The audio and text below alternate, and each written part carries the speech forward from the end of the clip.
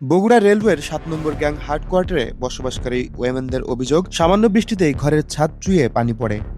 পানি চলে আসে বিছানা, বারান্দা ও ঘরের ভেতরে। সারাদিন রেললাইনে কঠোর পরিশ্রমের পরও তারা ঠিকমতো বিশ্রাম নিতে পারেন না। তাদের আরও দাবি, প্রায় ২০ বছর ধরে এই কোয়ার্টারের বাথরুমে কোনো সেপটিক ট্যাঙ্ক নেই। ফলে মলমূত্র ড্রেনের মাধ্যমে বাইরে চলে গিয়ে পরিবেশ দূষণ হচ্ছে এবং এতে শিশুদের স্বাস্থ্য ঝুঁকি তৈরি হচ্ছে। উইমেনদের অভিযোগ, কোয়ার্টার সংস্কারের জন্য একাধিকবার সংশ্লিষ্ট কর্মকর্তাদের কাছে আবেদন ও অভিযোগ জানানো হলেও কোনো কার্যকর ব্যবস্থা নেওয়া হয়নি। অথচ সম্প্রতি সংস্কার করা অন্য কিছু কোয়ার্টারে আবারও কাজ চলছে বলে তারা জানিয়েছেন।